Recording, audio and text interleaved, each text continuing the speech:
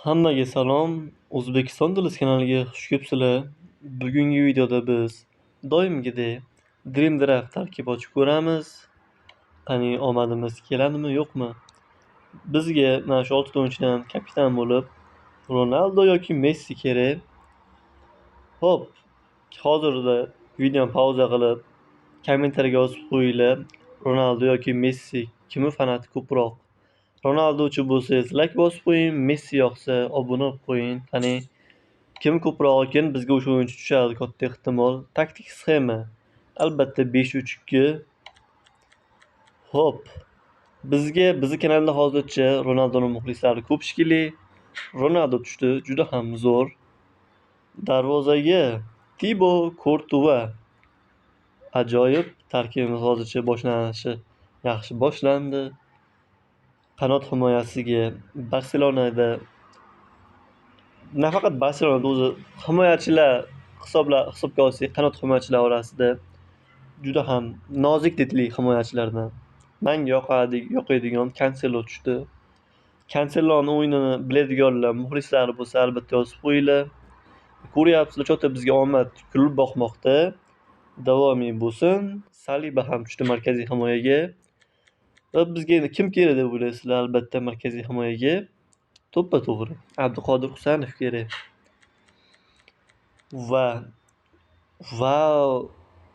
To'g'risi hozirda o'zida 10 ballik sistemadan 15 menimcha kam. Maksimum o'yinchilar tushmoqda.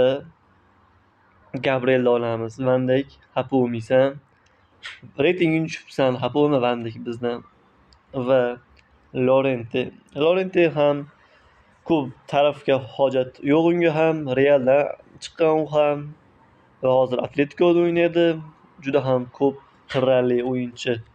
Deyarli har qaysida o'ynab keta oladi. Xo'p, Andersonni olamiz. Mayli, video ko'rmaymiz hozircha, chunki ko'ryapsizlar, bizda deyarli zo'r o'yinchilar tushmoqda. Hammasi Fernandes APLning eng kuchli o'yinchisi. Mana so'z isboti bilan KDB men uchun 21-asrdagi eng kuchli yarim himoyachilardan bittasi shu. To'g'ri, reytingi pastlagan bo'lishi mumkin, lekin o'yini baribir zo'r edi pik paytida. Va ko'rishinglar mumkinsizlar. Shu hozirgacha videoni ko'rgan bo'lsangiz albatta like bosib qo'yinglar, obuna bo'lib qo'yinglar. Bu juda ham katta podдержка bo'ladi bizga, videolarning sifatiga ham. Va albatta biz kim olamiz? Albatta Vinicius Juniorni olamiz. Vinicius ham o'zining formasini asta-sekin tiklab bormoqda. Mourinho Realga keladi, ko'ramiz nimalar bo'ladi, nima yo'q. Deverichni olamiz. Hop. Inter o'yinchisi bu. Mayli, Kamavinga Realdan ketdi. Pavard yoki Araujo. Hop, mayli Araujoni olamiz, xafa bo'lmasin. O'zini murabbiy xafa qilyapti. Hop. Menga to'g'risi De Apparaskayta kerak emas, to'g'risi qaysi jamoa o'ynashini ham bilmayman. Va albatta Gavini olaman. To'g'risi Gavi ham hozir o'yin pastlagan bo'lishi mumkin, lekin tanish boshlaganimda Gavi bilan Pedri juda ham zo'r chiqqandi ular birdaniga. Va Gavi jarohatlar bilan bo'lib biroz darajasidan tushib qoldi. Hop, va albatta yana bitta shunaqa o'yinchi desak bo'ladi, buni ham bemalol Dybala. Men o'zim masalan Real muxlisi bo'lsam ham, lekin Barsa o'yinchilarini hurmat qilaman, Barsa jamoasini ham. Shu holatda albatta Gavi va Araujo ham ikkalasi ham professional. Hop, Netoni olamiz, tezligi yaxshi bo'lgani uchun albatta. Va Rodrigo 80 darajaga tushib qoldi. Nima degani bu 83 dan 80 ga?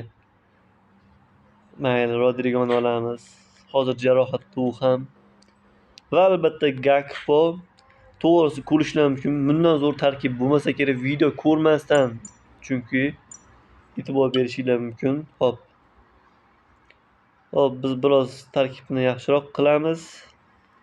Ronaldo ikkala oyoqda ham bemalol tepa oladi. Gabriel chapga, Saliba markazga. Kanselo chap qanotda, Llorente o'ng qanotda.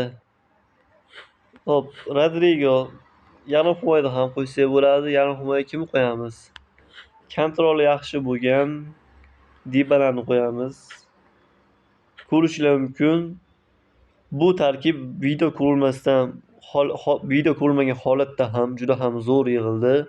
Albatta buniga ham 1 dan 10 gacha baholab ketinglar. Shu bilan bugungi videomiz o'z nihoyasiga yetdi. Hammaga rahmat.